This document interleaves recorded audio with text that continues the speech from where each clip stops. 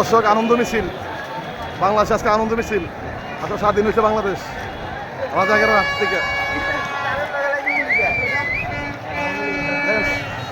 সারা বাংলাদেশের মানুষ এক হয়েছে, রাস্তায় মানুষের অভাব নাই। বাচ্চারা শুধু রাস্তায় বসে আনন্দ করার জন্য। সবাই শেয়ার করে দেবেন, বেশি বেশি করে শেয়ার করবেন। দেখেন আনন্দ মিছিল,